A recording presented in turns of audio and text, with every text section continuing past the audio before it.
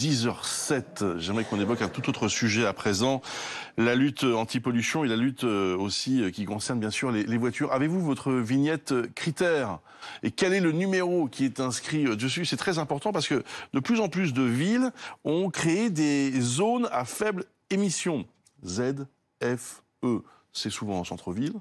Et ce sont des zones dans lesquelles certains véhicules n'ont pas le droit d'aller. L'association 40 millions d'automobilistes veut s'associer à une proposition de loi qui vise à supprimer tout simplement ces zones à faible émission. On va voir ça dans un instant avec nos invités, mais d'abord on fait le point avec vous, Fanny Wegscheider. C'est quoi une ZFE?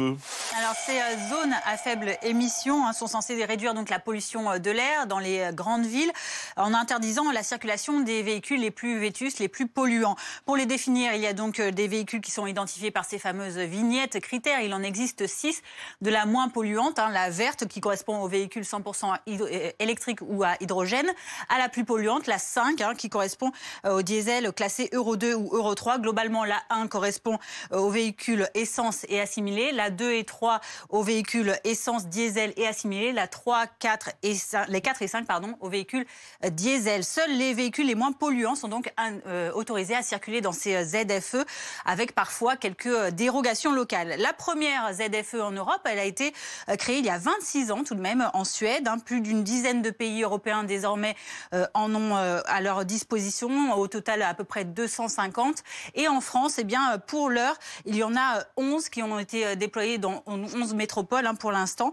L'objectif, c'est que d'ici au 31 décembre 2024, toutes les agglomérations de plus de 150 000 habitants disposent de ces ZFE, soit 33 de plus que les 11 actuels. À l'origine, il y a ce constat de Santé publique France qui dit qu'entre 2016 et 2019, ils ont mesuré les impacts de la pollution chronique de l'air sur la santé.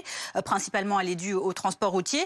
Et le résultat, c'est que cette pollution atmosphérique, elle génère 7000 morts prématurées par an dues au dioxyde d'azote et 40 000 à 100 000 décès par an liés aux particules fines.